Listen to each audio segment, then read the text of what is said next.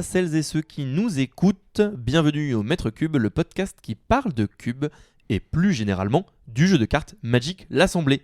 Je suis Lucas, votre hôte, et aujourd'hui, je suis accompagné de Tim, amateur de tambour de sautefeuille et déçu de l'éducation nationale. Bonjour Tim, comment ça va ?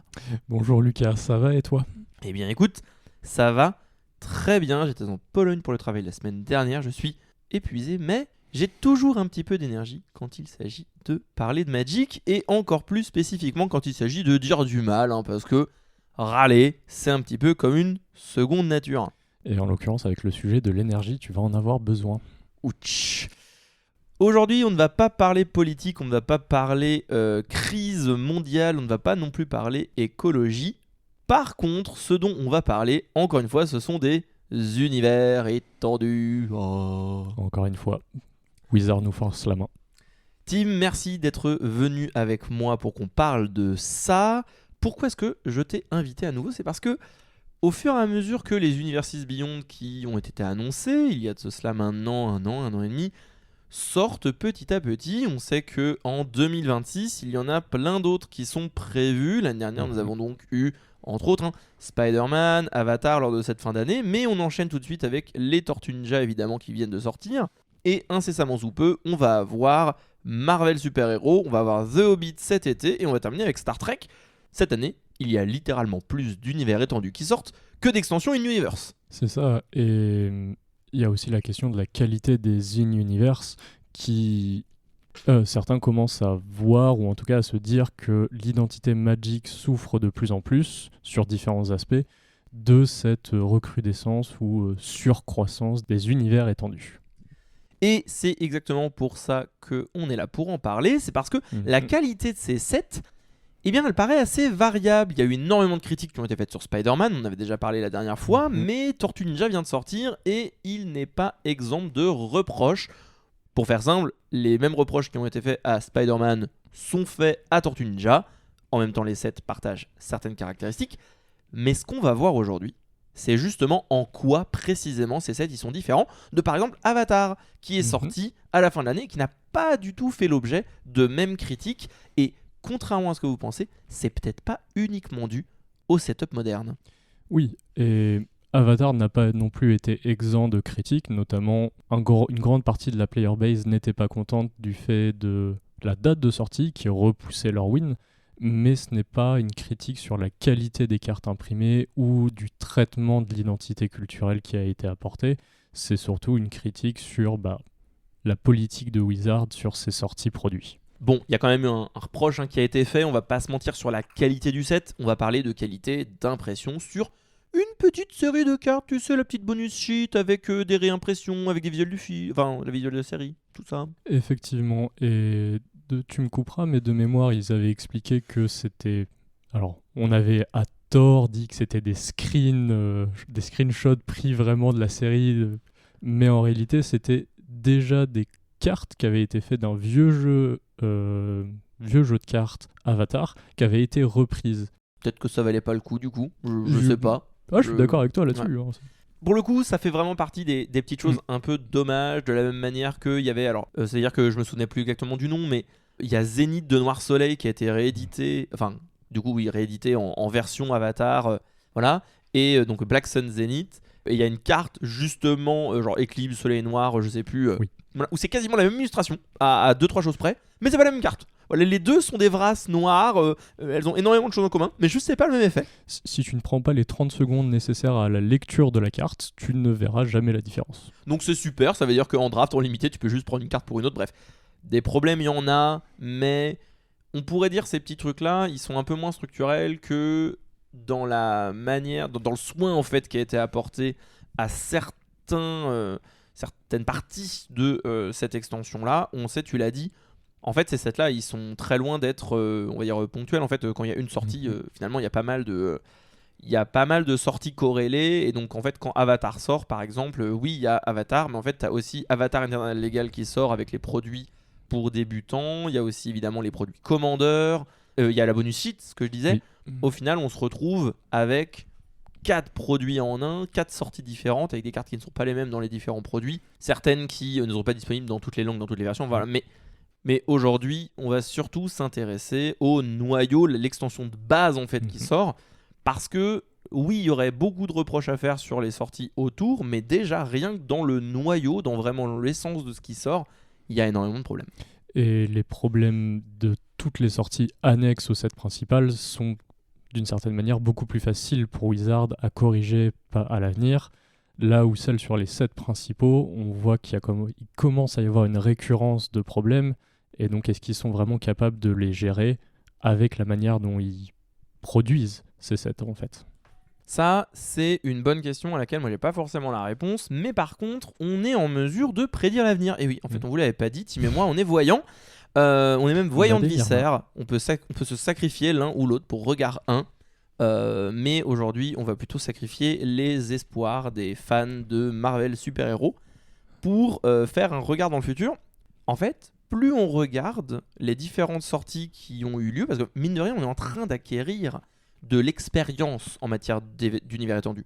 Que ce soit avec les différents Secret Lair, avec les différentes extensions, petit à petit, on est en train de comprendre les tenants et les aboutissants de ce que ça implique d'éditer une licence au sein de Magic the Gathering. Et quand tu regardes la dernière extension, les Tortues Ninja, en fait, je pense qu'une grande partie de son, avec des guillemets, échec, parce que Mark Rosewater le réclame, alors je sais pas si c'est bullshit, c'est vrai ou quoi que ce soit, mais Spider-Man est une des extensions qui s'est le mieux vendue de tous les temps, en fait. Est-ce que c'est vrai? Est-ce que c'est pour enjoliver la réalité? Une chose est sûre, c'est que au niveau des chiffres, les Universes Beyond, ça vend. Et c'est pas là en fait où est le problème. C'est pas forcément ici que le bas blesse. C'est pas sûr est-ce que ça fait des chiffres. C'est juste que l'accueil des joueurs de Magic, et je parle pas des fans de Tortue Ninja, je parle des gens qui jouent déjà à Magic, l'accueil des joueurs de Magic, lui, il est très mauvais. Et je pense que ça pouvait se prédire. Oui, il est très mauvais et ça se ressent également dans la place que le set a pris dans la vie du jeu en fait. Moi, j'ai pas l'impression qu'il s'est particulièrement bien intégré à un quelconque format. Alors peut-être que les joueurs de Commander Multi me contrediront, mais si la seule place pour un set de standard c'est de se retrouver en Commander Multi et que c'est les seuls joueurs qui vont accepter ce set, est-ce que ça avait vraiment un intérêt de l'imprimer comme en tant que set de standard, continuer de bourrer le calendrier de sortie des sets et en plus forcer potentiellement des joueurs de standard à acheter les 2-3 cartes ou à ouvrir des boosters alors que ça n'aura pas d'impact sur leur jeu réel. On sait très bien que de toute façon, Wizards of the Coast, aujourd'hui, édite des cartes principalement pour le Commander. Le Commander, c'est le format le plus Magic, de très loin. Aujourd'hui, c'est pas le standard qui fait vivre Magic, et pourtant, le standard, c'est l'âme de Magic. Si demain, il n'y a plus de standard, moi, je suis pas bien sûr que Magic, ça réussisse à survivre en tant que jeu, et j'ai bien peur que ça ne finisse plus que par exister en tant qu'objet de collection, notamment parce qu'en fait, le Commander, faut se souvenir qu'il n'y a pas de scène en fait de Commander. Il n'y a pas moyen pour Wizards of the Coast de montrer la beauté de la beauté de ce jeu en tant qu'objet de compétition via le Commander. C'est pas possible. Et du coup, si demain le standard il meurt, moi ce que je pense c'est que Magic, Wizards of the Coast, ils vont continuer à imprimer des cartes. Hasbro va continuer à imprimer des cartes, mais je suis pas bien sûr que le jeu en lui-même ils survivent très très longtemps en tant qu'objet ludique. Je pense juste que ça va continuer à devenir ce que c'est en train de devenir, c'est-à-dire aujourd'hui des gens qui jouent des cartes, pas pour les jouer, juste comme des objets de collection. Je suis entièrement d'accord avec cet état d'esprit, et c'est d'autant plus inquiétant que Wizards, ça, ils en sont conscients que le standard est une part centrale de la vie de leur jeu, qu'ils ont essayé de le revivifier. Ça a plus ou moins bien fonctionné, et actuellement, le format standard est très correct, diversifié. En tout cas, on a un engrenage de méta de decks qui vont petit à petit se prendre la part ou des parts de pourcentage de représentation les uns aux autres, simplement sur le fait de celui-ci a bien performé une semaine, alors du coup je vais tecker contre ce deck la semaine d'après, et c'est un format ça qui est super agréable pour les joueurs de manière générale à jouer, mais pour autant ça ne veut pas dire qu'il y a beaucoup de personnes qui sont prêtes à passer le pas. Alors il y a différents problèmes, le prix d'entrée, mais ça on pourra y revenir plus tard. En tout cas, comme je le disais, je pense vraiment qu'il y a certains sets qui, en fait, étaient... c'est pas voué à l'échec, c'est pas ça ce que je veux dire, mais plus qu'il y avait des problèmes bien avant en fait, que le set sorte. C'est-à-dire que moi, je me souviens quand Spider-Man sort et qu'on est déjà au courant que Tortue Ninja va sortir l'année prochaine, en fait, beaucoup de personnes qui étaient enthousiastes pour Spider-Man nous rétorquaient une fois que la déception est arrivée, il me disait non mais ça veut pas forcément dire que Tortue Ninja ce sera tout pareil. Spider-Man, il y avait 36 000 Spider-Man différents dans l'extension. Là, Tortue Ninja, il y a plein de personnages différents, ce sera pas pareil. Et en fait, quand on regarde, bah si, il s'est passé un peu la même chose. Là, j'entends des personnes qui me disent non mais Marvel Super Hero, ce sera pas pareil parce que c'est un plus grand set, c'est une plus grande extension, donc tout va bien. Et moi, je veux répondre à ces gens non, je vous assure, il va se passer exactement la même chose. Je te rejoins sur le fait que Marvel Super Hero sera la même chose, enfin en tout cas sera très similaire aux déceptions qu'ont pu être Spider-Man et Teenage Mutant Tortue Ninja. Exactement. Mais simplement, je pense que Marvel Super Hero le sera d'une manière légèrement différente, où ils vont pouvoir mettre plus de noms sur les cartes, mais ça va pas pour autant dire que le set sera d'une meilleure qualité ou qu'il aura pas des problèmes très similaires de trop de cartes légendaires, par exemple. Exactement. Voilà. On va parler du nerf de la guerre, on va parler des Legends, les créatures légendaires. Quand tu regardes cette extension, moi, il y a des trucs qui m'ont un peu gêné, mais j'arrivais pas trop à mettre le doigt dessus. Et puis, j'ai décidé de faire des stats. D'accord ? Donc, j'ai regardé sur les dernières extensions Universes Beyond, concrètement, c'est quoi les pourcentages de créatures qui sont légendaires. Voilà. Ça paraît tout bête, hein ? Voilà, juste regarder, j'ai juste fait les stats. Donc, si on remonte le temps, Tortue Ninja, c'est 61%. Ok ? Oui, bon, voilà. Faut bien se rendre compte à quel point c'est une aberration par rapport au principe même de la règle des légendes ou de ce que ça implique en termes de lore, d'histoire. Et j'ai pas fait les stats en le faisant en ratio de la rareté. C'est-à-dire j'ai pas fait les Asfan, d'accord ? Mais il y a un vrai truc à faire au niveau des Asfan, je vais y revenir plus tard en parlant justement des communes. Ensuite, Avatar, on est sur 43%. D'accord ? Voilà. Spider-Man, juste avant, on est à 69%. 69%. Vous vous rendez compte, c'est 70%. C'est-à-dire qu'il y a 3 créatures sur 10 qui sont pas légendaires, il y en a 7 sur 10 qui sont légendaires. Voilà, juste pour que vous réalisiez. Et c'est sûrement une des pistes de solution dont on reparlera, mais combien parmi ces 70% de créatures légendaires méritaient vraiment d'être légendaires et combien auraient pu ne pas l'être ? Pour le coup, mini aparté, mais je pense que la plupart d'entre elles, c'est très compliqué qu'elles soient pas légendaires. C'est-à-dire que, en fait, quand c'est un personnage nommé, tu peux pas ne pas le faire légendaire. En fait, c'est pas possible. C'est-à-dire que c'est littéralement, t'es en train de dire, ça veut dire quoi sinon être une créature légendaire ? Et on va pouvoir en parler, mais aujourd'hui, être une créature légendaire, ça implique plein de choses dans Magic et justement, ça va être un vrai sujet. Avant Spider-Man, on a eu Final Fantasy. Final Fantasy, c'est 59%. C'est à peu près autant que les Tortues Ninja, quoi, globalement. Et avant, j'essaie de regarder. Avant, donc il y a Lord of the Rings, qui a une très bonne sortie, c'est 56%. Ce qui est quand même assez élevé déjà. Mais on est bien en dessous, par exemple, d'un Spider-Man à 70%. Si on regarde un petit peu les stats, ce dont on se rend compte, c'est que les stats les plus élevées, elles sont toujours dans des univers où c'est-à-dire qu'en l'occurrence, les deux stats qu'on a les plus élevés, c'est Spider-Man et Tortue Ninja. À chaque fois, ces stats-là, on les retrouve dans les univers qui se passent dans notre monde réel. Et moi, je pense qu'il n'y a pas de hasard. Non, il n'y a clairement pas de hasard. C'est aussi... Je vais pas s'en cracher sur Spider-Man et dire que ce n'est pas un univers vaste, bien au contraire. Mais c'est plus la difficulté d'adapter certains médias, là où, pour Le Seigneur des Anneaux, c'est un nombre de livres conséquent. Si on veut raconter un seul de ces livres en tant que film, ça donne plus de 9 heures de film très complet. Donc il y a largement suffisamment de matériel pour tirer un nombre de cartes qui, en l'occurrence, pourront ne pas être légendaires, raconter différentes histoires, sous-histoires. Là où quand ça se passe dans notre monde, ça va être beaucoup plus compliqué de raconter des sous-histoires, des sous-intrigues qui pourraient être moins intéressantes. Mais moi, c'est un des aspects qui m'avait le plus gêné avec les Tortues Ninja, c'est la surreprésentation des pizzas.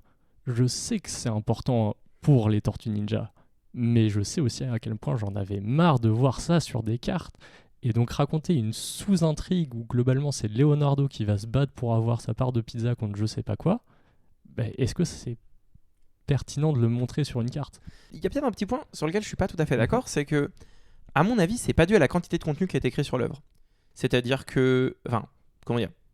Oui et non, c'est-à-dire que je ne pense que ce n'est pas dû à la quantité de pages qui ont été rédigées sur l'œuvre. Voilà, c'est ça ce que je veux dire. Je suis d'accord avec ça, mais pour revenir Le Seigneur des Anneaux est une histoire en elle-même. Là où la quantité des œuvres Spider-Man vont être plusieurs mini-histoires, donc peut-être qu'en termes de quantité totale, ça va être équivalent ou voire supérieur pour Spider-Man, mais pour autant, ça ne veut pas dire qu'on va pouvoir raconter une histoire dans un set Magic. En fait, ça, je pense que ça joue, mais après, on pourrait toujours essayer de rétorquer que, en fin de compte, beaucoup de ces histoires, elles se passent dans un univers en commun et qu'en fait, elles sont reliées parfois les unes aux autres, même si c'est pas toujours vrai. Moi, je pense plutôt que ça tient du world building. C'est-à-dire que pourquoi le Seigneur des Anneaux, c'est aussi facile de créer des cartes dessus. Parce qu'en fait, le Seigneur des Anneaux, il y a plein de cartes qui nous véhiculent dans l'univers, qui nous transportent dans l'univers, et qui sont pas du tout légendaires. Des cartes avec des orques, des gobelins, des elfes. Il y a plein d'éléments qui sont importants et qui sont pas forcément liés à l'histoire. Mais pourquoi ? Parce que le monde est extrêmement riche et extrêmement vaste. Il est profond. Il y a énormément de choses dedans. Et du coup, on peut véhiculer l'identité de ce monde et de cet univers autrement que par ses personnages. Et c'est la même chose dans Avatar, le dernier maître de l'air, où le world building, il est incroyable. Le monde d'Avatar est riche. Quand tu vois sur une carte une personne qui maîtrise le feu, ou sur une carte tu vois un maître de la terre, même s'il n'est pas nommé, tu es déjà transporté dans l'univers. Le problème d'un set comme Spider-Man ou les Tortues Ninja, c'est que si jamais tu as une carte où dessus tu as un pigeon ou un citoyen, et des citoyens, il y en a plein dans ces sets-là, le problème c'est que ça n'a pas d'âme. Mais il n'y a pas grand-chose d'autre dans l'univers qui ne soit pas nommé. C'est ça le problème. Et New York, c'est New York. C'est ça, et de la même façon, même si tu voulais nommer, parce qu'en soi, New York, c'est une ville extrêmement vaste, riche culturellement, donc tu aurais des endroits marquants où il y a des histoires du world building à faire, mais pour autant, est-ce que tu as envie d'avoir un terrain légendaire Central Park ? Non, je pense qu'effectivement, t'as pas envie d'avoir une première extension qui parle de Manhattan, une autre qui parle de Queens. En fait, c'est pas ça. Et en plus, Tortue Ninja n'est pas à propos de ça. C'est-à-dire que Tortue Ninja se passe à New York, mais concrètement, dans les Tortues Ninja, New York, on s'en fout. C'est un cadre qui est creux et qui sert uniquement de théâtre, en fait, aux événements qui impliquent les Tortues Ninja et leurs adversaires qui, eux aussi, sont nommés. Et si on va encore plus loin, peut-être que le choix de New York pour les Tortues Ninja avait été fait dans un souci d'identification du lecteur, du public américain, de se dire, oui, la plupart de nos lecteurs vont vivre dans des villes plus ou moins grandes d'Amérique, donc on va leur proposer ceux qu'ils reconnaissent. Mais du coup, quand ça s'applique à Magic, où c'est un univers qui va vouloir faire voyager, parce que globalement on est des planeswalkers, des arpenteurs, on veut voyager entre les mondes, si on vous renvoie à votre vie quotidienne, ça va commencer à clasher potentiellement. Et je pense que c'est ça le plus gros problème en fait de ces sets-là, de Spider-Man, de Tortue Ninja. Et je vous l'annonce tout de suite, si vous nous écoutez et que vous êtes hype pour Marvel, je vous préviens, ce sera pareil. Marvel, ça se passe dans notre monde, et je vous assure, le monde va être creux. En fait, c'est le problème, je pense, peut-être pas exclusivement, mais je pense que c'est un problème qui est exacerbé par le fait d'utiliser des licences de bande dessinée. Parce qu'en fait, le médium de la bande dessinée, ce qu'il fait, c'est qu'il essaye de traiter une licence par le biais de personnages hauts en couleur. Donc, quand tu te retrouves à vouloir transcrire ça en carte, en fait, comment tu vas faire ? T'as pas une super longue description de 3 pages écrite par Tolkien pour décrire le bâtiment dans lequel ils viennent de rentrer, pour décrire les champs du Rohan par lesquels ils passent, alors qu'ils sont en train d'être poursuivis par les Uruk-hai. En fait, l'univers, il a peu de place au sein d'une bande dessinée. Parce que une bande dessinée, encore une fois, l'histoire elle est véhiculée par ses héros et par ses antagonistes. Et je pense que c'est ça qui est flagrant dans ce qui se passe dans ces extensions-là, dans les extensions qu'on a eues. C'est qu'en fait, oui, en fait ce qui est important, c'est Leonardo, c'est Raffaello, c'est Shredder. C'est eux les trucs importants. Du coup, une fois que tu as mis ça, et que tu veux mettre autre chose, il n'y a pas grand chose à mettre. Donc tu te retrouves à quoi ? T'en mets d'autres. Tu mets plusieurs Shredder, tu mets plusieurs Leonardo, et ça atteint un stade où c'est juste insupportable. Et de la même façon, au-delà des créatures, tu vas te retrouver à faire du world building à travers des cartes, comme par exemple, je reprends Spider-Man, mais tu vas reprendre des scènes célèbres, Rendez-vous secret, donc globalement le baiser entre Peter Parker et Gwen Stacy. C'est Gwen mais Stacy. non, et du coup c'est pas Peter Parker, c'est Miles Morales. C'est ça. Sûrement. Mais c'est pas rendez-vous secret, je crois. Rendez-vous secret, c'est une autre carte. Mais en tout cas, Que- le rendez-vous oui, sur les toits, là, c'est ça. Exactement. Voilà. En gros, oui, c'est Miles Morales et Gwen Stacy, si ma mémoire est Oui. bonne. On va commencer à avoir ce genre de world building, donc avec des cartes qui vont représenter des personnages sans forcément les nommer, mais du coup on va toujours se concentrer sur les personnages. Ou là par exemple, si on prend un exemple de Ravnica, n'importe quelle scène où on va ne pas nommer nos personnages va nous raconter quelque chose sur l'identité de la ville et du monde. On va nous raconter que la guilde d'Ymir est en train de fomenter un complot. On va nous raconter que la guilde des Gruul est en train de raser un endroit qu'ils voulaient conquérir ou peu importe. Mais donc on va nous montrer de l'action et non pas nous raconter quelque chose sur un personnage. Et c'est là la différence. En fait, c'est un petit peu comme l'époque où ils ont commencé à mettre les Planeswalkers un peu partout. C'est dans Magic où ils ont commencé à prendre beaucoup de place dans la storyline et même dans les extensions. Si on regarde le nombre d'exemplaires de chaque Planeswalker, aujourd'hui, des Nissa, il y en a 12 différentes. Des Jace, il y en a 15 et des Chandra, il y en a 21. Donc, on sait ce que c'est que d'avoir déjà plein d'exemplaires de personnages un peu identiques. Là, le problème, c'est peut-être que c'est dans la même extension. Voilà. Et c'est également, même si c'est vrai que le nombre de Chandra est particulièrement important, pour ces autres Planeswalkers, chacune de ces itérations avait une petite spécificité et elle ne sortait pas tous les 2 mois. C'était 1 à 2 fois par an, avec un intérêt dans la narration, alors qu'on peut discuter, est-ce que c'était vraiment bien de lui réimprimer une carte pour dire ouais, bah Chandra, quand elle est revenue sur Zendikar, elle était pas contente, du coup on lui a foutu du noir avant de lui renlever parce qu'on est un peu des gros nazes en storytelling, mais bon. Après, le truc, c'est qu'il y a aussi certaines de ces cartes qui ont été faites pour des produits spéciaux. Il y a les Planeswalker Deck où en fait c'était juste une carte qui n'était pas faite pour le construit, qui était juste là pour t'es ton débutant, tu veux un Planeswalker, c'est cool, on te donne un Planeswalker, t'es content. Parce que l'idée c'était que ces Planeswalkers ils deviennent un petit peu les stars de l'histoire de Magic. Le problème, c'est que là, on peut pas avoir de personnages récurrents quand t'as une seule extension et qu'il n'y en aura peut-être jamais d'autres. Donc t'es obligé de dire des personnages, il t'en faut. Tu te souviens quand je t'ai dit que je n'avais pas calculé les Asfan parce que c'était super chiant? Et ben en fait, le mois du passé, du futur, de la puissance de l'editing fait qu'en fait, si, je l'ai fait. Voilà. Ok, doc. Donc si on compare, par exemple, 2 extensions. On compare Final Fantasy et Tortue Ninja. Je vous avais dit, Final Fantasy, c'est 59% des créatures sont des créatures légendaires. Tortue Ninja, c'est 61%. No big deal. No big deal. A priori. C'est pareil. Bah, si on regarde les Asfan, donc les Asfan, pour ceux qui ne savent pas, en fait, c'est la quantité de cartes d'un certain type, d'une certaine caractéristique. Par exemple, je peux calculer les Asfan sur les sorts de dégâts directs. Je peux calculer les Asfan sur les Manadorks. Combien de chances j'ai de voir un Manadorks dans mon booster. En gros, c'est ça un peu l'idée. Et donc, cet Asfan, ça vous donne le nombre que vous êtes susceptible de voir au sein d'un booster. Voilà, dans un draft. Et bien, si on fait les stats, parce que vous vous souvenez, je vous ai dit que il y avait beaucoup de créatures légendaires, mais pourtant, là, on voit bien que le pourcentage, c'est à peu près le même. Et pourtant, je vous assure, il n'y a pas un pourcentage de créatures beaucoup plus élevé entre les deux éditions. Hein. C'est pas, il y a beaucoup de spells dans les deux cas, voilà, c'est pas le sujet. Non. Tortue Ninja, en moyenne, vous avez 3,33 créatures dans votre booster.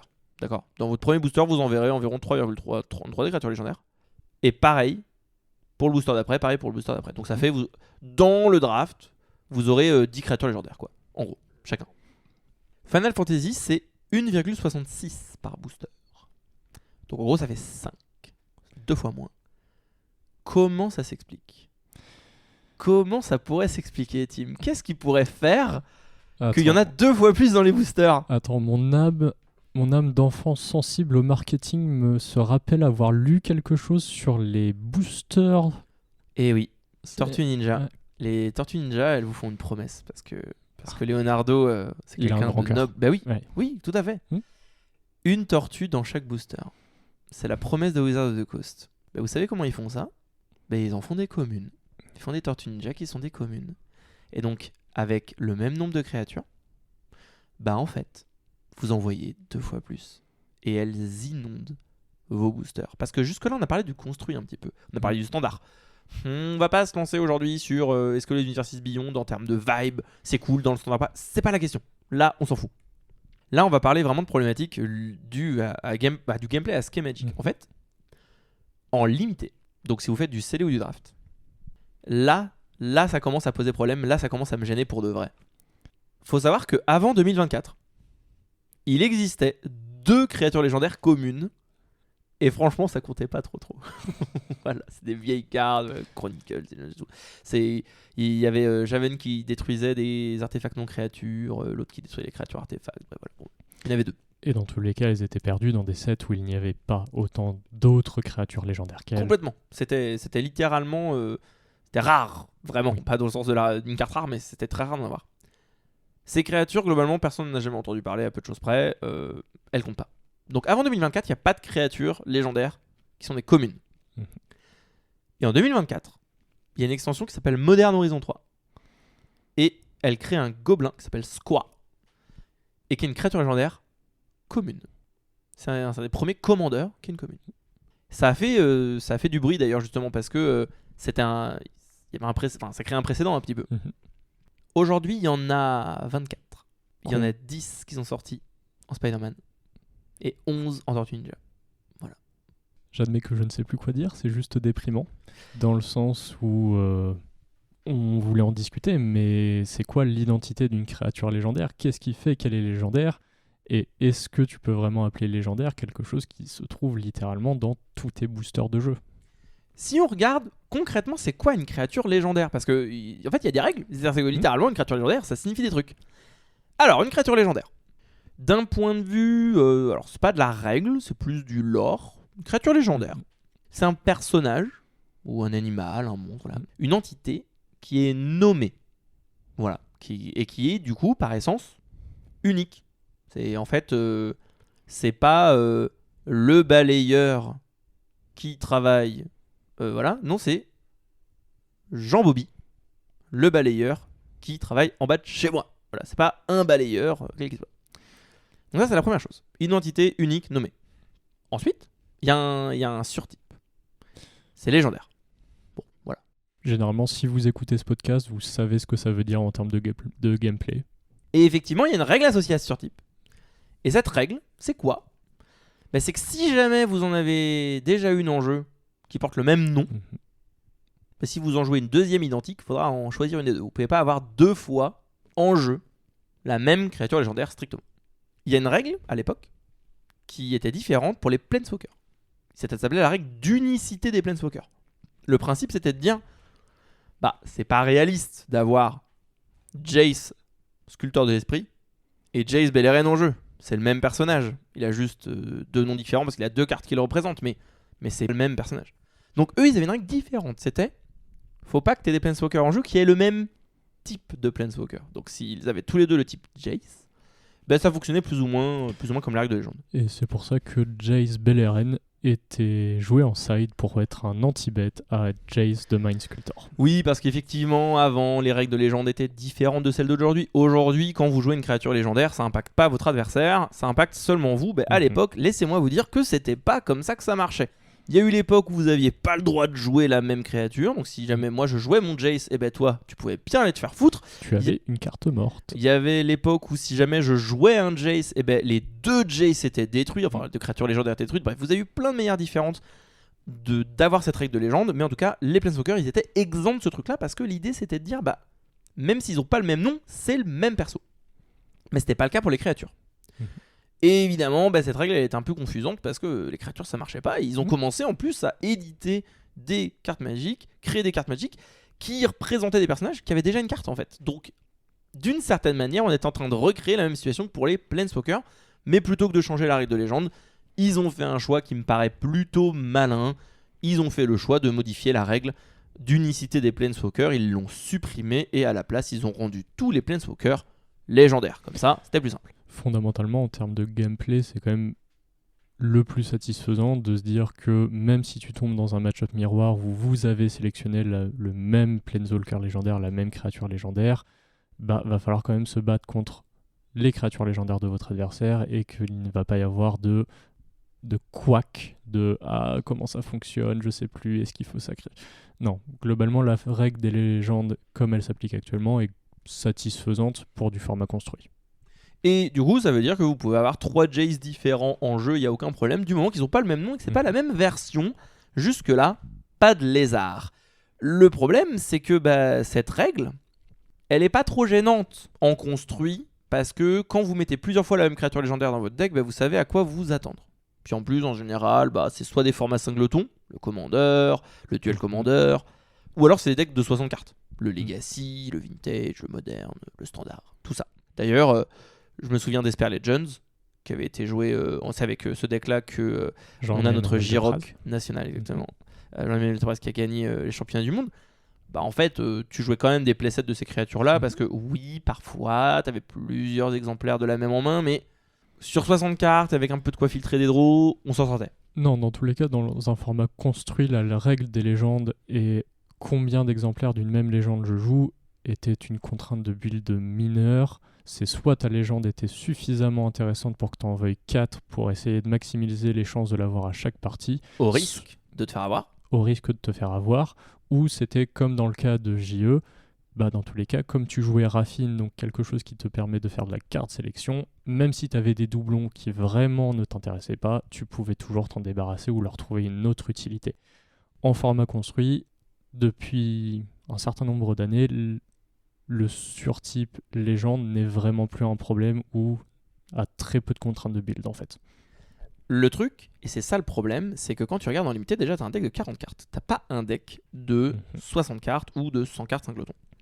Et quand tu draftes, peut-être que certaines des personnes qui nous écoutent, elles draftent souvent du cube, mais elles draftent peut-être pas très souvent du booster. D'accord ? Et pour les personnes qui l'ont pas trop fait dans leur vie, sachez que le format de draft, il est pas défini par les rares. Vraiment, c'est assez difficile à se le représenter quand on ne fait que cuber et que toutes les cartes sont hyper puissantes. Mais en fait, un format de draft, il est beaucoup défini par ses communes et il est guidé par ses unco. Voilà, globalement, c'est à peu près ça l'idée. Et généralement, on peut dire que des unco dans des petits sets peuvent vraiment, pardon de le dire comme ça, mais foutre en l'air un format par un déséquilibre de power.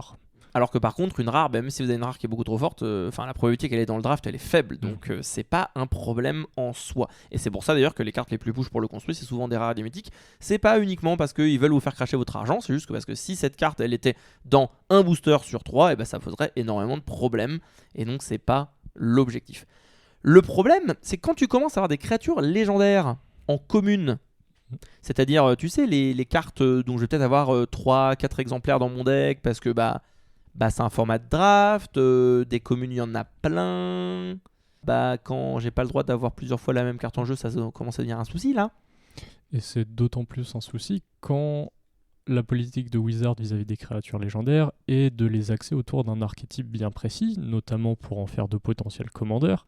Mais donc quand vos créatures légendaires dans votre format de draft sont là globalement pour guider, épauler vos archétypes de draft, qu'elles se retrouvent en commune et en plusieurs exemplaires, vous vous retrouvez quand même avec des archétypes sacrément amoindris en termes de diversité d'options. Et simplement le problème de ok, j'ai mon compte de créatures quand j'ai fait mon deck, mais en réalité j'ai 3 créatures différentes parce que j'ai 2 exemplaires de mon Leonardo, j'ai 2 exemplaires de mon Raphaël et 3 exemplaires de ton Leonardo, mais juste mais pas le même Leonardo. L'Unco. Oui, tu vois celui dont je parle, c'est celui-là. Pas lui mais l'autre. Tu sais, celui qui a 2 katanas. Ah non, lui aussi. Celui avec la part de pizza ou non, mais celui qui est blanc. Celui qui est blanc. Mais ils sont tous blancs. Ah merde. Putain. Fais chier. Si seulement il y avait un moyen de les différencier. Autrement que par un nom à rallonge. Vous comprenez ? Bon, effectivement, ici, les UB, ils sont pas bien à la maison. Hein, voilà. On a des dents contre eux. Mais comme vous voyez, en fait, on a des bonnes raisons. C'est que demain, moi, je pense que on est dans la merde parce que Wizards of the Coast, ils vont pas arrêter de faire des créatures légendaires. Il y avait déjà une tendance à avoir une très forte augmentation du nombre de légendes à cause du format Commander. Mais là, c'est un autre problème. Au-delà même du format Commander, je pense que le storytelling qu'a choisi de faire Wizard, qui est très inspiré de Marvel, je prends ça comme exemple, mais War of the Spark avait une quantité de légendes absolument faramineuse aussi, mais c'était des Planeswalkers. Et donc globalement, cette mécanique de la légende est maintenant également un moyen pour Wizard de donner de l'importance à certaines cartes, alors que des fois elles en auraient pas besoin. Je suis désolé, dans War of the Spark, si certains Planeswalkers n'avaient pas été légendaires...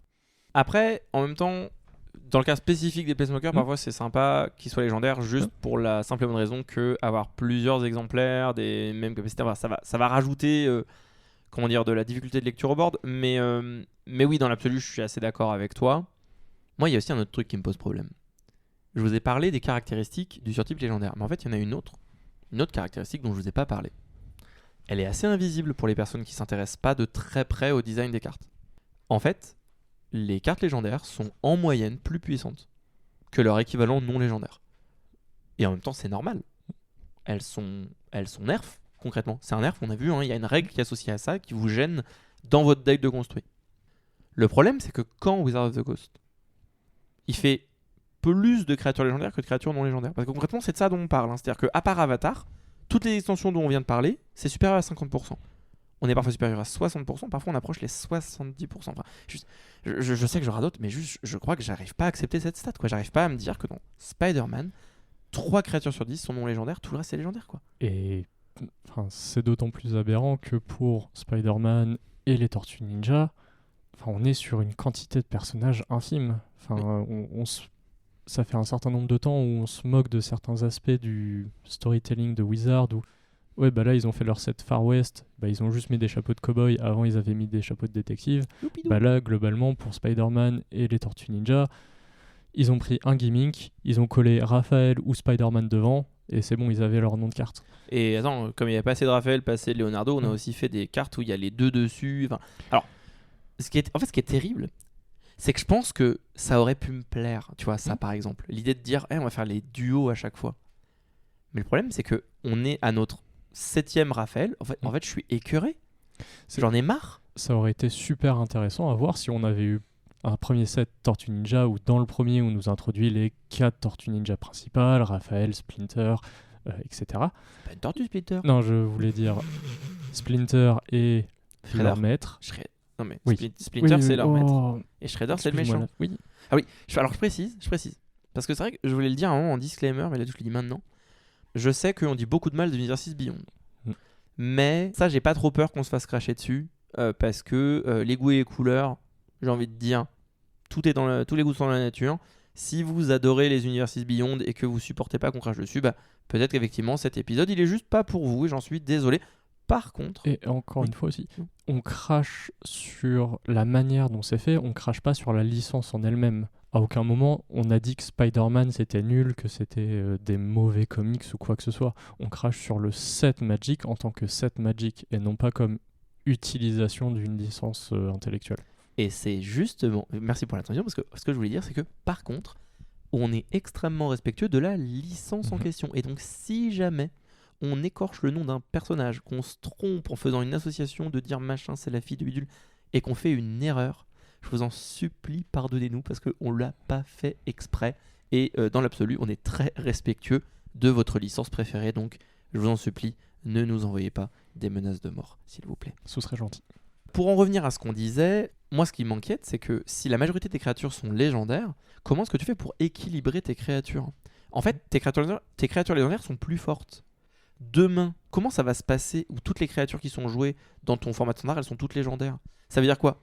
Une créature qui est pas légendaire, en fait, à part si c'est mythique, genre c'est injouable. Enfin, je me questionne vraiment, tu vois. Il y a un moment où ça va pas être possible qu'ils continuent à la fois prendre en compte le fait que c'est un nerf et à la fois continuer à en éditer autant. Il va y avoir à un moment un conflit où tu vas pas pouvoir te permettre de faire ça. À l'époque où les créatures légendaires elles commençaient à y en avoir un petit peu plus, par exemple le Kamigawa, toutes les créatures rares sont légendaires. L'idée c'est parce qu'il y avait un thème légendaire en fait. Et d'ailleurs, on parle de thème légendaire, c'était une révision qui s'était faite. C'était sur Final Fantasy, où il y a un archétype Legends, mais en fait tu peux pas faire un archétype Legends dans tous les formats de draft par exemple. C'est pas possible au bout d'un moment. Ça va très vite devenir redondant. Sur cette forme de tension entre créatures légendaires et non légendaires, elle commence à être très visible, notamment avec le set Avatar, que moi j'apprécie énormément. C'était un super set. Personnellement je l'ai beaucoup aimé. Est-ce que tu peux me nommer une créature un petit peu intéressante qui n'est pas légendaire ? Moi j'en pense à une seule.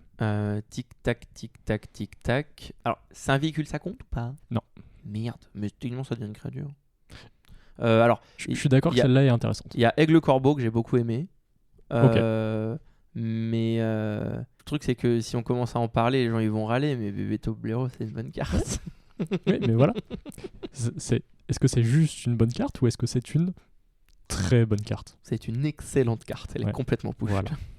Donc, globalement, tu m'as cité un véhicule mythique qui est bien en cube, mais qui est très peu joué ailleurs. Oui. Tu m'as donné une créature noire qui fait de la hate de cimetière, qui est sympathique, que j'aime beaucoup. Un petit peu de value. Oui, elle fait un peu de value, c'est bien.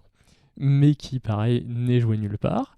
Et tu m'as cité une autre créature non légendaire qui a complètement tordu des formats en deux. Oui, même si d'ailleurs, petit aparté, on a... Là, je pense qu'aujourd'hui, les formats limités ils sont assez en danger à cause de ce dont on parlait. Et on parlait aussi des problèmes que ça pouvait avoir sur le standard. Je voudrais juste nuancer un petit peu nos propos sur le standard spécifiquement. Le standard, il a pas mal de qualités en ce moment. Et ce, malgré ça. Donc, par exemple, aujourd'hui, une carte comme Bebeto Blaireau qui shape complètement le format autour d'elle. Ce qui est très intéressant, c'est que c'est une 2-2 pour 2 qui meurt sur absolument tous les removals du format. Et donc, en fait, ça encourage les gens à pas avoir des stratégies qui sont trop glass cannon, à jouer des interactions, des petites interactions justement. Pas... En fait, c'est plus intéressant de jouer choc dans ce format que de jouer obscur bannissement. Oui, j'ai cité obscur bannissement, je suis un vieux, moquez-vous. J'aurais pu dire homicide si jamais je m'étais rappelé que j'ai été pané en 1960, mais bon, voilà. L'idée, c'est oui, il y a des problématiques dans les formats et tout, mais en tout cas, le standard en lui-même, voilà, n'est pas un problème. Je vais juste faire ce petit aparté. Voilà, j'ai digressé, c'est juste que. En l'occurrence, je pense pas que ce soit ça le nerf de la guerre. Je pense vraiment que le problème, il va beaucoup plus concerner les formats limités dans le futur. Mon point, c'est que comme tous les formats sont standards maintenant, à part les toutes les extensions, sont standards à partir de maintenant, sauf celles qui sont directement imprimées pour du moderne ou autre potentiellement. Si l'environnement limité commence à perdre en qualité, toutes les cartes qui vont rentrer dans votre standard vont aussi perdre en qualité. Et comme ce que tu disais, comment faire survivre des créatures non légendaires dans votre format limité si elles doivent se battre ou se comparer à des créatures légendaires qui sont naturellement un peu plus poussées, du coup on se retrouve avec des cartes non légendaires plus poussées également, et on se retrouve à avoir un power creep du standard qui a été... Encore une fois, tu l'as dit, j'adore le standard actuellement, le format est super sympathique, mais si on continue à avoir un power creep à base de Wang Chitong, de Bebeto Blaireau ou de je ne sais quoi, le format standard lui aussi va finir par être aussi toxique que certains environnements limités où il y a 3 légendaires par pack. Et moi ça me rend assez fou de me dire que tu vois aujourd'hui, moi j'aurais jamais parié sur ce que je vais dire, tu vois, mais aujourd'hui je suis beaucoup plus hype par Star Trek que par l'extension Marvel, parce que je pense que c'est une extension qui, comme je l'espère le Hobbit, va beaucoup moins souffrir des problématiques dont on a parlé, parce que le monde est beaucoup plus vaste et qu'il y a beaucoup plus de façons de te faire sentir le monde dans lequel évoluent les personnages que juste les personnages. Et donc j'espère que ce seront des extensions qui auront justement, si possible, peu ou pas de créatures légendaires communes. J'espère que c'est des sets qui vont pouvoir justement donner la part belle à l'environnement, aux petites gens qui travaillent dans ce monde-là et qui justement lui donnent de la substance. On verra ce qu'il en sera, mais je suis très pessimiste pour Marvel, parce qu'en fait... je ne vois pas comment ils vont pouvoir faire autrement que ce qui a été fait sur Tortue Ninja et sur Spider-Man. En fait, ça se passe dans notre monde, et à part faire des citoyens des pigeons, qu'est-ce que tu veux faire en fait ? Ils ont un peu plus la possibilité de nous donner des méchants génériques sans nom, ce qu'ils ont déjà fait avec Tortue Ninja. Bah ouais, mais en fait, il n'y en aura pas 30 des cartes comme ça, parce qu'en fait, ce sera tous les mêmes. Et en plus, Magic a peut-être pas envie de dire terroriste numéro 1 sur sa carte, tu vois. Non mais tu vois ce que je veux dire ? En fait, tu mets un méchant, mais c'est quoi un méchant ? C'est gangster ? Ça fait pas vibrer gangster, tu vois. Si tu prends l'univers Marvel au global, ils peuvent essayer d'apporter de la diversité, où tu vas avoir, c'est ça, un gangster, un moine maléfique, je ne sais quoi, un alien qui... Envahisseur ? Oui, un alien envahisseur. De l'autre côté, du côté des gentils, tu peux avoir des combattants nordiques qui viennent de Midgard, ce genre de choses. Tu peux avoir... Ok, j'entends. Je dis pas que ce sera fantastique, et ils vont quand même devoir faire les fonds de tiroir pour avoir des créatures non légendaires intéressantes. Mais sur ce set en particulier, ils ont un petit peu plus de possibilités de ne pas se rater qu'avec Tortue Ninja, j'ai l'impression. Mais le problème, c'est que tu vois, si tu regardes, c'est Marvel super-héros. En fait, ce qui va se passer, c'est que si le focus il est sur les super-héros, en fait, tu voudras juste avoir des super-héros. Et en plus, pour moi, tu vas du coup... Enfin, je suis sûr et certain... On va avoir exactement le même problème que Tortue Ninja, c'est que les gens qui vont acheter Marvel super-héros, ils veulent avoir des super-héros dans leur booster. C'est sûr et certain que tu vas avoir des super-héros en commune. Et le problème, c'est que tu te retrouves à avoir des créatures qui sont hyper décevantes. Et c'est comme ça que tu te retrouves à avoir des gens qui sont en train de chialer parce que leur personnage préféré, on lui a donné une carte de merde. Ça s'est produit sur Tortue Ninja avec la tortue, j'arrive plus à me souvenir de son nom, qui est donc une madame. Et en fait, qui est un personnage hyper cool.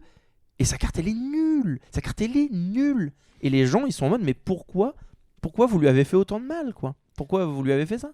C'était ça le débat? Parce que j'avoue que je l'ai suivi de loin. Pour moi, c'était justement... C'était une des rares cartes qui n'avait pas eu sa créature légendaire. Si, elle est une créature C'est légendaire. une créature légendaire. Une créature légendaire commune. Perk, voilà. Oui. C'est juste... Et du coup, elle est nulle. Elle est injouable. C'est une carte de limitée. Hmm. Au mieux. Et c'est une mauvaise carte de... Enfin, c'est une carte de limitée tout juste correcte. Et donc, forcément, quand vous vous dites... Je vais pouvoir faire un commandeur sur ma créature légendaire préférée. Bah oui, mais non, désolé. Et vous savez pourquoi? Parce que Leonardo, il a déjà pris 5 slots différents de rares. Ouais. 5 slots avec la même identité colorée. Donc vraiment indifférenciable en dehors de la rareté. Et ça, moi, c'est ça qui me fout le plus en colère, en fait. C'est de me dire que... Parce que ça rejoint un petit peu ce qu'on disait quand on disait qu'on disait pas du mal de la licence. C'est que je pense qu'il y a des personnes qui nous écoutent et qui se disent putain, Lucas, lui, il déteste les Universes Beyond et en fait, il en a rien à foutre de nous, donc j'en ai rien à foutre de ce qu'il dit. Mais c'est pas le cas. Hein. C'est pas le cas, c'est le contraire. C'est-à-dire que moi, je pense que intégrer des licences au sein de Magic, ça peut se faire hyper bien. Alors oui, personnellement, moi, je les mettrais pas en standard. C'est un goût personnel. Malgré ça, je trouve que Final Fantasy, c'est plutôt une bonne extension. Avatar, je trouve que c'est une plutôt chouette extension. Et c'est pas juste une question de qu'est-ce qui est moderne et qu'est-ce qui l'est pas. J'ai beaucoup aimé Kamigawa Neon Dynasty. Voilà, personnellement. Donc, et c'est une question très moderne. Donc, c'est pas du tout ça le problème. Non, moi au contraire, je suis juste en train de dire que Wizards of the Coast, il est en train de vous baiser en fait. C'est-à-dire que moi, aujourd'hui, j'en suis à espérer que mes licences préférées, elles soient pas traitées par Magic. Hein.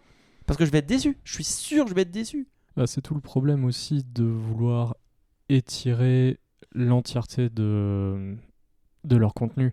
Dans le sens où au début des Universes Beyond, on avait beaucoup plus de plus petits produits, avec plus de temps pour être réalisés. Enfin, au début des Universes Beyond, les meilleurs, c'était quand même Warhammer. Donc un certain nombre de set commandeurs. Alors des personnes auraient préféré que ce soit une extension complète qui puisse être draftée, ça s'entend. Mais c'était des produits qui étaient vraiment calibrés, millimétrés pour un public précis, un pot de commandeur, 4 decks. Et du coup, ça c'était bien. On savait comment équilibrer les cartes, on savait comment faire pour que ça n'affecte pas trop le reste de l'univers Magic, et donc on était respectueux des demandes. Mais comme tu dis, avec le fait que ces extensions de Universes Beyond soient tout en standard, bah, ils doivent concilier avec beaucoup plus de contraintes, avec un calendrier de sortie beaucoup plus précis et de plus en plus restreint au fil des années. Et donc on se retrouve avec des choses qui sont plus ou moins bâclées, qui change en cours de développement. On en avait parlé la dernière fois. Spider-Man était censé être un mini-set, donc comme Assassin's Creed. Au final, ça a été intégré au standard, ça a posé des problèmes. Est-ce que Tortue Ninja, on n'était pas un peu dans un cas similaire, mais ils ont pu changer leur trajectoire plus tôt parce que ça sortait plus tard? Ça a du sens. Techniquement, Spider-Man c'est 198 cartes, Tortue Ninja c'est 195, c'est un petit set lui aussi. Voilà. Ça aurait du sens qu'il ait juste suivi la même trajectoire. Mais du coup, ça fait que ce modèle de production fait que des gens qui viennent pour la licence ne sont pas contents parce que leur personnage n'est pas représenté sur une carte à la hauteur de l'impact qu'il a eu. Et de l'autre côté, on a nous, des joueurs aguerris de Magic, qui en avons plein le dos d'avoir des problèmes comme ça. Enfin, j'admets que moi, Tortue Ninja, c'est un set sur lequel je suis un peu passé outre. J'ai regardé les cartes qui étaient intéressantes pour les formats auxquels je joue, et je m'y suis pas intéressé plus que ça. Et j'ai vu les premiers avis qui disaient que le draft était, l'environnement limité était quand même vachement mauvais. J'ai pas eu envie de l'essayer. J'ai pas eu envie de me forger ma propre opinion parce que je m'étais déjà forgé mon opinion sur ce genre de set avec Spider-Man. Et l'opinion était pas bon. En plus, pour moi, il y a un dernier petit point que je voulais qu'on aborde, c'est, encore une fois, il y a un autre paramètre que je vous ai pas dit sur les créatures légendaires. Une créature spécifiquement légendaire, elle a une autre caractéristique de règle, c'est qu'elle peut être votre commandeur. Cette règle, elle est très importante. Et aujourd'hui, on voit bien qu'il y a une tension qui est hyper forte entre cette idée d'avoir un personnage nommé, qui en fait, quand tu traites une licence, tu as envie d'avoir un personnage nommé, unique, en fait, du coup, c'est bien qu'il soit légendaire, parce que sinon, c'est bizarre d'avoir plusieurs sur le board, mécaniquement. Sauf qu'en même temps, on va avoir des communes. C'est important que ça puisse être votre commandeur. Et en fait, aujourd'hui, moi je trouve ça aberrant, mais il y a des réflexions qui se font sur est-ce qu'il faut pas changer la règle de légende, quoi. Est-ce qu'il faut pas créer un nouveau type qui est pas légendaire, qui est genre iconique Et en fait, moi je suis un peu atterré, je suis en mode mais vous vous rendez pas compte qu'en fait vous êtes en train d'altérer l'essence même du jeu pour résoudre des problèmes qui n'existent que parce que vous essayez de créer du contenu pour des gens qui n'ont pas du tout les objectifs qui correspondent aux produits que vous faites. C'est-à-dire que, en gros, pour faire simple, comme tu l'as dit, si tu fais des packs commandeurs, il n'y a pas de problème de rareté, de visibilité des cartes, parce qu'il y a ça aussi à prendre en compte. C'est la rareté, elle joue sur la visibilité d'une carte. À quel point est-ce que tu as une chance de la voir dans un booster? Si tu aimes les Tortues Ninja, tu veux ouvrir un booster, tu veux avoir des Tortues Ninja, ben oui, faut qu'il y ait des Tortues Ninja dans ton booster. C'est le problème. Ben peut-être que le problème, c'est que les fans de Tortues Ninja, peut-être qu'il faudrait pas qu'ils ouvrent des boosters. Peut-être que les fans de Tortues Ninja, eux, il leur faudrait un deck préconstruit dans lequel ils ont plein de tortues et que du coup ils auront des tortues quoi qu'il arrive. Et c'est encore pire que ça, parce qu'à une époque, si tu voulais quand même leur faire ouvrir du booster, ce qui est compréhensible, il y a toujours l'attrait du jeu d'ouvrir la petite carte rare. L'attrait de la collection. Ouais, voilà. Casino. Doctor Who avait des boosters collector. Oui, complètement. Et Alors du coup, tu peux te permettre d'avoir moins de communes, machin, parce que c'est pas un booster qui se draft. Le problème, c'est qu'à partir du moment où ils se disent, bah en fait, on veut placer de plus en plus d'univers étendus par an. Du coup, on n'a pas le temps de tout faire. Mais on peut pas se permettre d'avoir que 3 extensions qui se draftent dans l'année. Ah bah du coup, on va faire en sorte qu'elles se draftent aussi. Et vraiment, cette évolution progressive qu'il y a eu de petit à petit, ils ont pas tenu leurs engagements. Et voilà. Moi, ce qui me met en colère aujourd'hui, c'est pas juste... Là, c'est plus une question de principe. Moi, là, ce qui me met en colère, c'est que petit à petit, le jeu... Il y a une époque où ma principale critique, c'était que le jeu, il était en train de se transformer autour des joueurs de commandeurs. Mais d'une certaine manière, ma colère, elle était mal placée.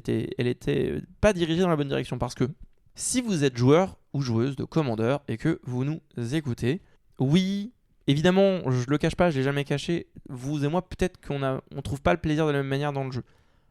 Mais vous êtes des joueurs et des joueuses de Magic, mine de rien. Et contrairement à ce que parfois j'ai pu dire, oui, peut-être qu'on n'aime pas le même Magic, mais ce que vous aimez, c'est quand même Magic. Après tout, Magic a le droit d'évoluer comme une langue vivante, par exemple. Le problème, c'est que là, Magic est en train d'être fait, pas pour des gens qui jouent à Magic. Il est en train d'être fait pour des gens qui, juste, font de la spéculation, qui aiment les Tortues Ninja, mais qui n'ont rien à foutre de Magic, qui vont acheter des cartes, qui vont jamais jouer avec. Et ensuite, bah, ces cartes, ils en feront rien. Et littéralement, sur toutes les extensions qui sont sorties dans l'année, tout le contenu il aura été gâché pour des gens qui vont même pas jouer avec. Et ça me fout en colère. C'est ça, mais il y a aussi de l'autre côté, si ces gens dépensaient leur argent pour des cartes et qu'ils ne vont pas jouer, à la limite, grand bien leur en face. Si à côté de ça, ça nuisait pas à l'expérience des autres joueurs. Donc que ce soit tout ce qu'on a dit sur le standard, sur les problèmes que ça implique sur le limité par des décisions globalement de politique de la compagnie. Donc globalement, on se retrouve à avoir des collectionneurs qui sont de plus en plus rameutés par le monde de Magic. J'aimerais bien faire une petite aparté sur les Secret Lair qui sont scalpés tout le temps, mais bon, on n'a pas que ça à faire. C'est horrible. Voilà. Voilà. Alors que, encore une fois, peut-être un hot take, mais les Secret Lair auraient pu être une des meilleures choses qui serait arrivée à Magic. Totalement. Voilà. Ça aurait pu être une chouette manière d'intégrer des licences.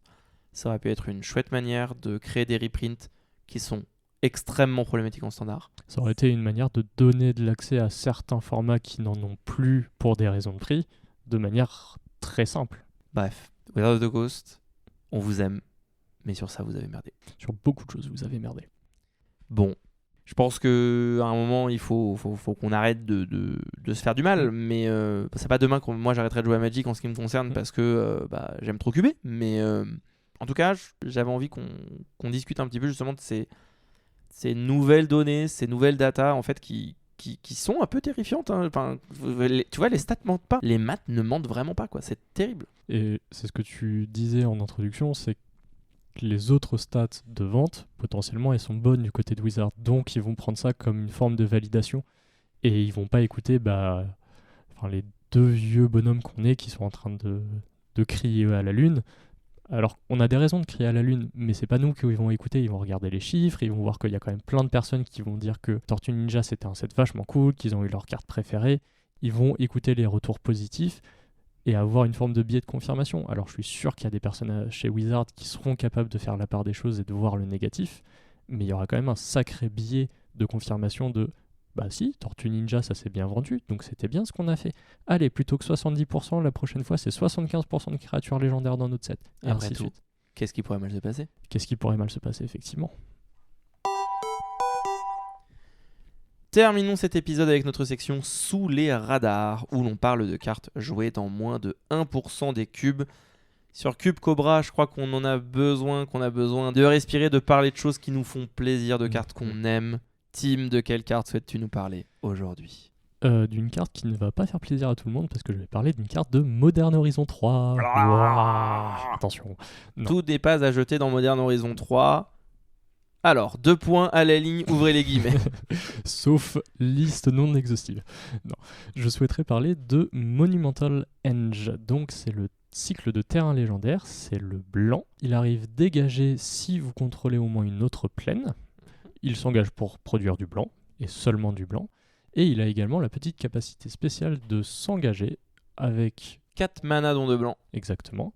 Pour regarder les 5 cartes du dessus de votre bibliothèque, d'y choisir une carte historique parmi elles et de la mettre dans votre main. Et ensuite, vous mélangez les cartes au-dessous de votre bibliothèque. Le reste des cartes. J'aime énormément cette carte parce que historique, on vient d'en parler pendant quasiment 1 heure, historique, ça recoupe de plus en plus de cartes. Donc c'est un land utilitaire mais qui ne fait pas de fixing. Donc en cube, c'est potentiellement un choix de qu'est-ce que vous voulez faire avec votre mana base. Est-ce que vous supportez de prendre un land monocolore où vous devez être responsable, faire le choix des adultes et prendre du fixing? Est-ce que vraiment vous avez suffisamment de cibles dans un deck de 40 cartes, de cibles évidemment pertinentes, à aller chercher avec ce terrain? En sachant que pour ceux qui ne le savent pas, historique, ça recoupe les artefacts, les cartes légendaires et les sagas, qui ne sont pas légendaires, elles. Donc globalement, ça peut toucher jusqu'à plus de 4 types. J'allais dire créature, planeswalker, enchantement, artefact, mais non, en fait, ça peut toucher tout ce qui est légendaire. Donc, tous les permanents déjà, premièrement, et même techniquement, aujourd'hui, il y a les rituels légendaires. Oui, effectivement. Donc ça peut quasiment aller vous chercher n'importe quel type de carte, mais surtout, c'est une forme de carte sélection. Potentiellement, si une pièce de votre combo est légendaire, bah, peut-être que c'est intéressant. Si vous avez juste une forme de deck aggro qui manque d'un second souffle, qui a besoin d'aide pour se reconstruire, utilisez ce terrain pour essayer d'aller chercher votre créature légendaire. T'en parlais tout à l'heure, une petite Adeline, potentiellement. Adeline qui va peut-être pas tarder à arriver d'ailleurs. Moi, je suis toujours un petit peu partagé sur ces cartes-là. Je pense que c'est une bonne occasion d'en parler. Quand tu fais du construit et que tu crées ta liste, des terrains comme ça qui peuvent arriver dégagés et qui ont une capacité activée, il y a un côté un peu gratuit. C'est la raison d'ailleurs pour laquelle il y a autant de MDFC qui sont joués, notamment les MDFC de Modern Horizon 3, hein, qui donc sont soit des terrains, ils arrivent dégagés si vous payez 3 PV, soit ils sont un sort sur le recto. Ces cartes-là, en fait, sont intéressantes parce que, dans le pire des cas, vous avez votre land, mais si jamais vous avez trop de land, bah, vous allez en faire quelque chose. Là, de la même manière, c'est un peu comme si vous aviez un sort de plus dans votre deck sans avoir besoin de cut un land. Le truc, c'est que en environnement construit, bah, vous avez accès à toutes les cartes que vous voulez, mais en cube, c'est différent. En cube, c'est pas gratuit pour 2 raisons. C'est pas gratuit pour le joueur, déjà, premièrement, parce qu'il faut que vous la draftiez. En fait, il faut voir ce pic comme un spell blanc, en fait. C'est juste que, effectivement, vous aurez peut-être un petit peu plus de cartes actives dans votre deck, mais cette carte, quand vous la prenez dans le booster, potentiellement, Adeline, qui est dans le même booster, vous la prenez pas. Voilà. Si vous prenez Monumental Henge au-dessus d'Adeline, je vous préviens juste en colline. Vraiment, s'il vous plaît, prenez ce qui est probablement la meilleure créature blanche du cube s'il n'y a pas Ajani dedans, et Ocelot Pride. Attends. Ah, Modern Horizon 3, il me semblait aussi. Ouais. Je voulais être sûr. Donc, pour moi, déjà, il y a ce côté de... C'est très très loin d'être aussi gratuit en tant que joueur. Mais c'est pas seulement gratuit... c'est pas seulement payant pour le joueur, c'est surtout payant pour le cube designer. En fait, le nombre de slots dans un cube, ils sont pas illimités. Du coup, quand vous choisissez de mettre ça, bah pour moi, c'est un peu comme si vous avez choisi de mettre ça à la place d'un sort blanc.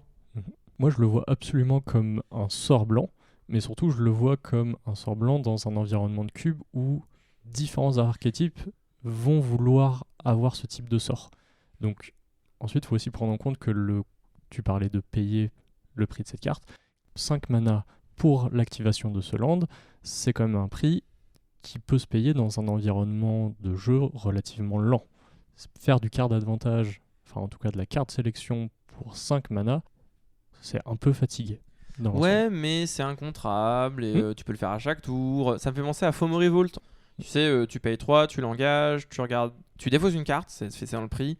Tu regardes autant de cartes du dessus de ton deck que tu as d'artefacts et tu mets n'importe laquelle d'entre elles dans ta main. Mais là, ça fait pas du card advantage. Alors oui, souvent tu verras plus de cartes, pas toujours, mine de rien. Là, ça coûte un mana de plus, c'est coloré, mais tu pioches une carte à chaque fois quand même. Donc oui, c'est lent, mais tu pioches. Hein. Est-ce que tu vas vraiment avoir le temps d'utiliser la carte supplémentaire que tu pioches si tu fais ça à chaque tour? C'est surtout ça mon point de vue. Ça, c'est une bonne question. Ce que je pense, c'est que sur le papier, ça a l'air d'être une bonne carte de contrôle. Le truc, c'est que les cartes historiques, c'est pas forcément des bonnes cartes de contrôle. Ça me donne l'impression d'être une carte qui est plus intéressante que bonne. Et du coup, il y a un monde où c'est un petit peu un piège. Mais après, moi, c'est une carte que j'aime beaucoup. Je l'ai dans un de mes cubes. Je l'ai dans le cube archéologique parce que il y a une ruine un petit peu dessus. Voilà, ça match bien le flavor. Mais je pense qu'effectivement, c'est pas une carte qui est très puissante. Et typiquement, je sais que tant que j'aurais pas légèrement réduit pas la vitesse du format, c'est pas ça le problème, mais on va dire tant que je me serais pas attaqué un petit peu au pâté qui bourre en Aya, je pense que de toute façon ce genre de carte c'est vraiment pas jouable. Mais il y a quand même un petit peu ce truc de voilà, tu peux le faire en fin de tour, tu peux le faire, moi je le vois vraiment comme t'as du mana open et fin de tour de l'adversaire tu l'actives, tu vois. Et en fait ça c'est pas vraiment. Tu vas pas faire ça dans des stratégies très proactives, alors que en général, les artefacts, les créatures légendaires, c'est plutôt des trucs que tu veux poser sur le board. Donc je sais pas trop. Moi, je le pensais vraiment aussi du côté. Est-ce que dans ton cube, il y a un archétype qui va jouer des sagas? Est-ce que implicitement, tu joues des sagas qui peuvent être intéressantes? Est-ce que en parallèle de ça, tu as des artefacts en quantité suffisante? Est-ce que potentiellement, ton archétype contrôle, il va chercher à jouer d'autres landes légendaires? Parce qu'il peut te chercher d'autres landes. Donc, je suis d'accord que le coût d'opportunité est potentiellement extrêmement faible, mais je pense que le gain l'est lui aussi, en moyenne, que très souvent la carte va être un terrain monocolore qui ne fera jamais rien d'autre dans la plupart des parties. Mais pour les quelques fois où il va être intéressant, où il va vraiment tourner, je pense que vos joueurs seront satisfaits d'avoir réussi à le faire fonctionner. Oui, c'est le genre de carte où tu vas avoir envie de le jouer dans un deck un petit peu lent, qui va venir se tasser la partie. Tu vois, moi ça me fait penser à Castle Ardenvale, où en gros tu payes littéralement la même chose et puis tu mets une 1-1. Bah, c'est un peu fatigué une 1-1, mais en même temps piocher une carte, t'as rien mis sur le board. Donc je sais pas. Moi c'est une carte que j'aime bien, mais je comprends pourquoi elle est pas si jouée que ça. Mais en tout cas je suis content qu'on ait pu en parler un petit peu aujourd'hui. Moi de mon côté, c'est une carte dont je voulais parler depuis un moment, c'est Envoûteur d'encre basse. Inkfathom Witch en anglais. Elle est jouée dans 0,48% des cubes sur Cubecobra, soit 1681 cubes. Qu'est-ce qu'elle fait concrètement cette petite bestiole? Donc c'est un Merfolk, un Noudin. C'est une 1-1 pour 2 mana, dont un mana hybride bleu et noir. Elle a la peur, donc ceux qui ne savent pas ce que ça fait la peur, c'est cette créature ne peut pas être bloquée excepté par des créatures noires et ou artefacts. C'était avant que l'intimidation existe, qui, elle, se référait à la couleur de votre créature. Et elle a une capacité activée. Cette capacité coûte 4 mana, dont un bleu et un noir. Donc 2 génériques bleu-noir. Et elle dit, chaque créature non bloquée acquiert une force et une endurance de base de 4-1 jusqu'à la fin du tour. J'adore cette carte pour plusieurs raisons. Donc déjà, c'est une carte nostalgique. Voilà, ça c'est sûr. Mais je l'aime parce que c'est une créature qui a de l'évasion, qui va venir fonctionner avec tous les decks. Vous jouez un deck avec des ninjas. En fait, c'est une 1-1 pour 2 qui, dans le bon match-up, elle est imbloquable. Alors oui, quand elle se fait bloquer, c'est moins bien. Mais vous avez d'autres créatures évasives de toute façon. Donc, vous allez voir, elle va vite trouver un moyen de se rendre utile. Donc pas trop cher, plutôt évasive. Vous avez moyen comme ça de la rentabiliser, donc avec du ninjutsu, en lui mettant une curiosité sur elle pour que vous puissiez piocher à chaque fois qu'elle connecte. Mais surtout, moi ce que j'adore, c'est que c'est un finisher. C'est une carte qui vient dire, si vous jouez Go Wide ou vous jouez des bêtes volantes ou quoi que ce soit qui a de l'évasion, vous dites, j'attaque, l'adversaire, il bloque. Si jamais il n'a pas bloqué correctement, vous payez 4 mana, il est mort. Voilà. Et ça, c'est uniquement la manière de jouer la carte qui est offensive. C'est-à-dire que vous pouvez aussi la jouer de manière défensive. Vous pouvez aussi dire, moi je vais juste payer 4 mana, et ensuite, ta bête qui est peut-être une 10-10, bah, elle devient une 4-1, donc du coup elle va prendre beaucoup moins de dégâts. Mais il y a aussi le fait que vous puissiez dire, bah, en fait je te transforme en 4-1 et je vais jouer un choc. Et du coup je vais tuer ta bête. Voilà. Il y a plein de petits trucs comme ça, et juste moi cette carte j'adore jouer avec quoi. Je suis assez d'accord que c'est une carte qui a l'air d'avoir une profondeur assez importante. Et encore une fois, on se retrouve à la question de l'efficacité des manas que tu utilises. Et là également, la disponibilité des manas que tu as. Dans le sens où tu as dit que tu transformes les grosses bêtes de ton adversaire en 4-1 pour qu'elles aient moins d'endurance et que tu puisses les chocs. Mais du coup, ça veut dire qu'il faut que tu sois en tricolore potentiellement.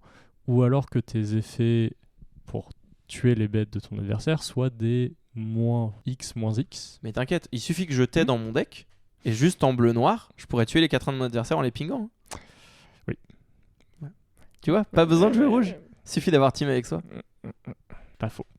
Mais ouais, effectivement... Sinon, la meilleure utilisation de ta créature, là, c'est quand même de l'engager, de faire du mana avec un tambour saut de feuille. Quel enfer. Non mais voilà, est-ce que ça prouve pas à quel point elle est polyvalente si elle peut en plus faire du mana? Voilà, j'ai juste ça à demander en fait, c'est presque comme un Mox. Presque. Ce qui est important, c'est presque. Non mais après, plus sérieusement, moi ce que j'aime beaucoup vraiment avec cette carte, c'est le fait qu'elle remplisse plusieurs rôles. C'est souvent le genre de carte que j'aime bien conseiller dans les cubes des uns et des autres. N'hésitez pas à mettre des cartes qui vont aider à faire un peu la glu. Typiquement dans un deck justement qui est basé sur de l'évasion, le souci c'est que vos bêtes évasives souvent elles tapent pas très fort, ou alors c'est des grosses créatures late game. Là vous avez et une créature qui est un enabler, c'est une 1-1 difficile à bloquer pour 2 mana. Et si jamais vous la piochez plus tard dans la partie ou que la partie dure, eh bien c'est aussi une créature qui va pouvoir vous dire je peux tuer mon adversaire avec mes 1-1 vol, mes 2-2 vol, mais potentiellement maintenant elles deviennent des bêtes létales. Et avoir cette polyvalence là sur une créature qui au final est hyper petite, en fait moi je trouve le coup d'opportunité, tu vois, on parlait de coup d'opportunité juste avant, le coup d'opportunité moi je le trouve assez faible dans le bon deck. C'est ce que j'allais dire, où elle va très facilement trouver une place dans un certain nombre d'archétypes de votre cube. D'où l'importance de ce mana hybride dans son coup, mais en plus la contrainte d'avoir un coup de capacité activée qui lui n'est pas en mana hybride. Et donc ça vient balancer le côté finisher ou enabler de ta carte. Est-ce que vous voulez vraiment juste un enabler et c'est suffisant pour vous? Oui, parfait.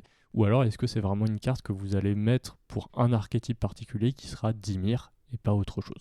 Ça veut aussi dire que vous pouvez vous permettre de la jouer dans un deck, par exemple, tu en parlais de deck bleu-rouge, mais on peut parler même d'un deck qui n'est pas bleu-rouge, genre un deck bleu-vert avec Edric. Vous pouvez vous dire, j'ai juste un tout petit splash noir dans mon deck, mais c'est pas grave parce que cette capacité, dans tous les cas, je vais pas l'activer avant le tour 5 ou le tour 6, donc j'aurai le temps d'avoir mon mana noir. Et par contre, je peux la jouer avec n'importe laquelle de mes îles très rapidement. Cette carte, elle a vraiment ce côté hyper agréable, et je trouve que c'est aussi une carte qui donne des choix intéressants, c'est-à-dire que votre adversaire, il sait qu'il doit bloquer. Donc, quand vous êtes dans le cas avec des créatures qui sont pas hyper menaçantes, mais par exemple, je dis une bêtise, mais genre un contact mortel pour 1, là, votre adversaire, ça le fait chier. Là, il veut la bloquer parce que sinon, il va prendre 4. S'il y en a 2, il va prendre 8, quoi. Et donc, ça force l'adversaire à faire des blocs qu'il n'aurait pas forcément fait. Ça vous donne vachement de versatilité. Peut-être que l'adversaire va faire des blocs pas très prudents et derrière, vous allez le punir avec une autre carte. Moi, je trouve que c'est une carte qui donne des play patterns un petit peu sympas. Et en plus de ça, c'est une carte qui soutient un archétype que je trouve super chouette dans les cubes et qui est rarement très présent, c'est Dimir Tempo. Et à l'opposé, même pour vos adversaires, potentiellement joueurs de rouge, il y aura aussi toute la capacité à faire une forme de mind game sur est-ce qu'il va vouloir utiliser sa capacité activée pour me race, donc pour faire la course. Est-ce que c'est le moment où je vais pas pouvoir essayer de l'attraper avec mes tout petits blasts que dans tous les cas, j'allais pas lui mettre dans la tête. Il y a cet aspect-là aussi qui va donner de la profondeur, dans le sens où, oui, votre adversaire va devoir réfléchir en termes de blocs, mais il va aussi pouvoir essayer de vous attraper pour réduire, je sais pas, vos 2-3 volantes que vous aviez mis plus tôt, mais lui, il avait que des chocs en main.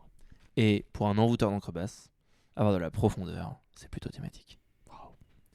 Merci à toutes et à tous de nous avoir écoutés. Cet épisode du Maître Cube vous a été présenté par Lucas Forlacroix, ainsi que par Tim. Merci Tim d'être venu discuter avec nous aujourd'hui. Je t'en prie. La musique est produite par Léa Ikash, les visuels sont réalisés par Ophélie Pinbergry, le jeu de cartes Magic l'Assemblée est produit par Wizards of the Coast. Continuez de jouer à Magic, continuez de cuber, et à bientôt pour un nouvel épisode du Maître Cube.